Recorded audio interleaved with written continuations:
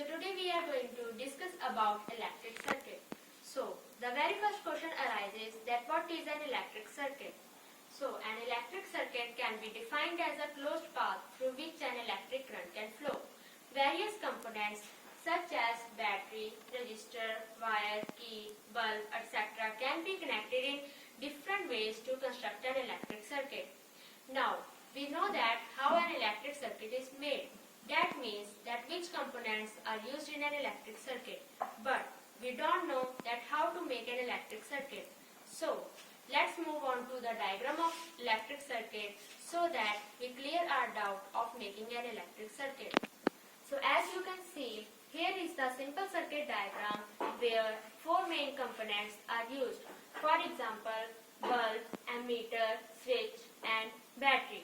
Here the current is flowing from the positive terminal of the battery and then passes from the bulb to make it glow and then passes from the ammeter which measures the electric current, and then at the end it reaches the negative terminal of the battery where the electric current stops.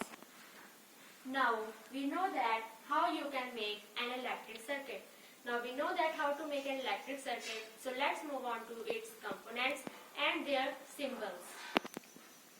Now as you can see, there are 11 main components of an electric circuit and their symbols.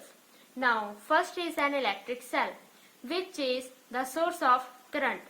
Now an electric cell is a source of current.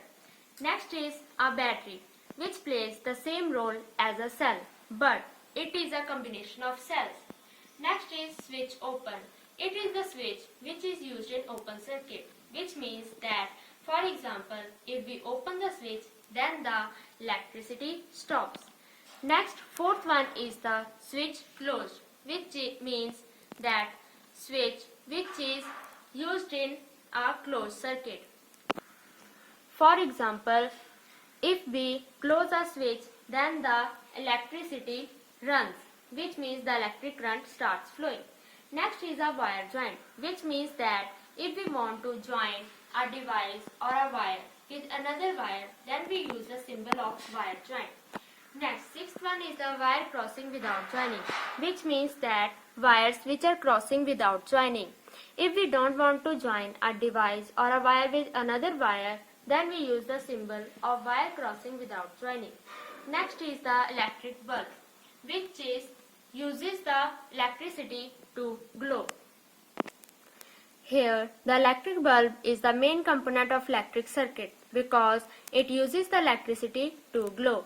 Next one is the resistor of resistance R. Resistor of resistance R means that resistor having resistance R. Here, the resistor restricts the amount of flow of current. Now, next is the variable resistance, which is also known as rheostat.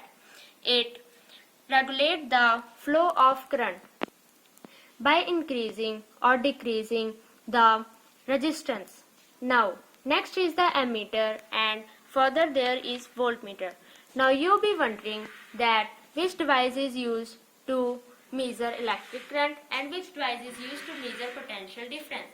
So here's the answer.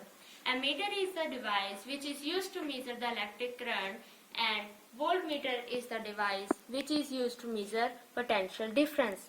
Now we have learned the components and their symbols. So let's move on to the combination of resistors in series as well as in parallel. Now the diagram you are seeing is the simple circuit diagram, but here we have used the resistors which are in series, which means they are continuous in a line. For example, here are the three resistors which are R1, R2 and R3, which are in series. But in this type of resistors, the problem is that if one lamp shuts down, then the other remain shut down. For example, if we take three lamps in a series, then if one lamp shut down, then the other will also shut down. Now, as we have understood the combination of resistors in series, so let's move on to the combination of resistors in parallel.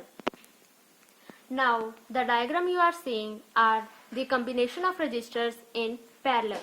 Here also we have used the simple circuit diagram, but here we have used the combination of resistors in parallel, which means the resistors are combined in a simple circuit diagram, but they are parallel. For example, R1 is parallel to R2 and R2 is parallel to R3 and R3 is parallel to R1. The advantage of this type of combination of resistors is that if one lamp shut down, then the other remained lit, which means that if we take 3 lamps, then if one lamp shut down, then the other 2 remains lit.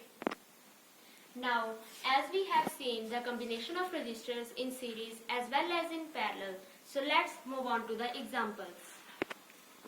So now I am giving you some examples. For example, I have a lamp, and if we open the switch, then the lamp shuts down. But if we close the switch, the lamp lights. That means that when we open the switch, the electricity stops running, and when we close the switch, the bulb lights up. Now the next example is a bulb. This is the device which you use in your everyday life for light. It uses the electricity to run. Now the next example is an iron, which uses electricity to produce heat. Now there are many more examples. For example, battery, generator, refrigerator, washing machine, etc. Many more things which uses the electricity to run in our everyday life.